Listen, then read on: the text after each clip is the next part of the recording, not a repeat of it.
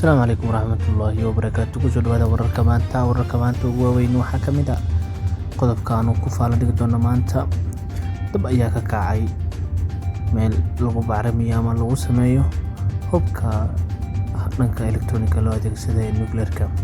Dab ayaa ka kacay xarunta tamarta nuclear-ka ee Zaporizhzhia ee ku taalla dalkaasi Ukraine, waana warshadda tamarta nuclear-ka ugu weyn Yurub kadib weerar duqeymaha uu Ruushku u geystay. Adeegga gurmadka degdegga ah ee gobolka Ukraine ayaa sheegay in aysan jirin wax khasaare ah oo ka dhashay dadka halkaas ku sugnaa oo saameyn ku yeeshay goobihiisa wax soo saarka, balse baabi'iyay goob tababar iyo shaqo ka socotay halkaasi u dhow. Weerarka Ruushku uu dhaleecayn degdeg ah la kulmay ayaa waxaa ka mid ah dadka dhaleeceeyay hogaamiyayaasha reer galbeedka oo ku tilmaamay far argagixis ah iyo taxaddar la'aan oo khatar ku ah ammaanka Yurub oo dhan.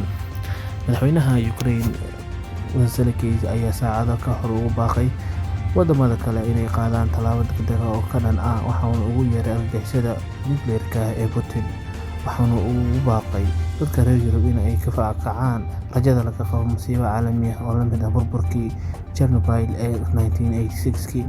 Wuxuuna sheegay in Ruushku yahay waddanka ugu horreeya ee taariikhda isku dayay oo duqeeya warshad tamarta nuclear-ka ah. Dhinaca kale, Ruushka ayaa sii xoojinaya ololihiisa koonfurta Ukraine, halkaas oo uu ku sii dhowaanayo magaalada muhiimka ah ee Mariupol kadib markii uu qabsaday Kherson 2 maalmood ka hor. In ka badan 1 milyan oo qaxooti ah ayaa hadda ka qaxay Ukraine. Ruushka iyo Ukraine labaduba waxay ku heshiiyeen in ay abuuraan dariiqyo bini'aadanimo taasoo loogu daadgurayo dadka shacabka ama dadka rayidka ah ee halkaasi ku sugan. Wixii warar ah kusoo kordha fadlan nala soco, like, share, garee asxaabtiina. Aad baad mahadsantihiin.